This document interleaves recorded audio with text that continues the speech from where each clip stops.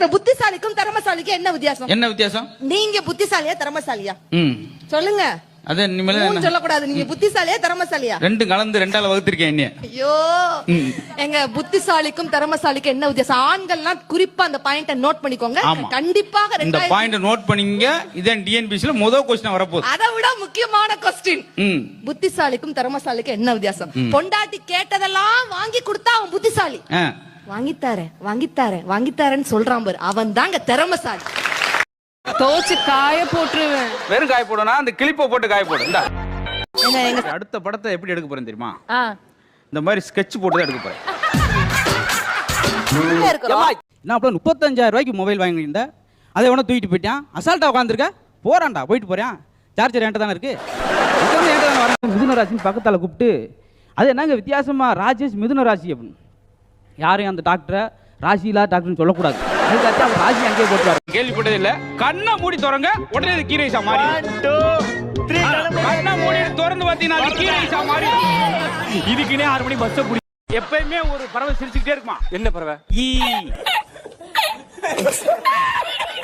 அது கண்டுபிடிங்க. ஓகே என்ன ரேட்? என்ன ரேட்? என்ன ரேட்? இல்ல எக்கும்போது இல்ல எக்கு. கூண்டுக்கிட்ட சிங்க கூண்டுக்கிட்ட பார்த்துக்கிட்டு இருக்கான். அப்படியே எட்டி பார்க்கக்கூடாதுப்பா. இப்போ சிங்கம் திடீர்னு வெளியே வந்துச்சுன்னா என்ன செய்வேன்? பிடிப்பேன். சிங்கத்தையா இல்லை ஓட்டம். இது பிடிப்புன்னு ஒரு வாத்தியார் சொன்னார், நீங்கள் திருக்குறள் படிக்கும் போதெல்லாம் ஒரு திராட்சை பழத்தை சாப்பிடுங்க அப்படின்றார். நைட்டு 11 மணிக்கு ஃபோன் பண்ணுறேன்.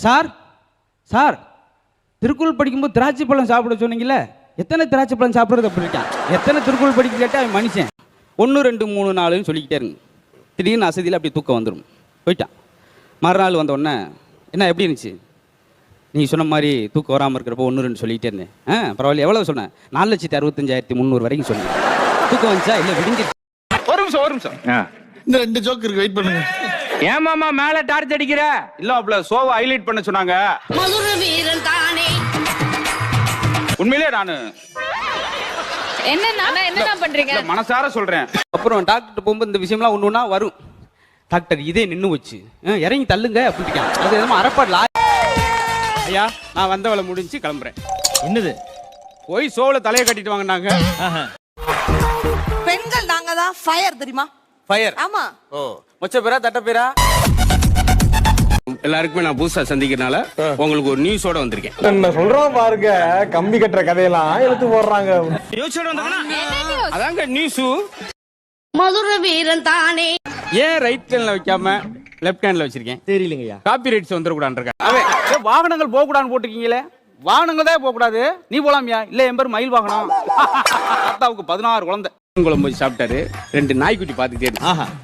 உடனே ஒரு துண்டை நாய்க்கு போட்டாரு. எடுக்கவே இல்லை. ஏன்? தோல் இருக்கு துண்டை போட்டாரு.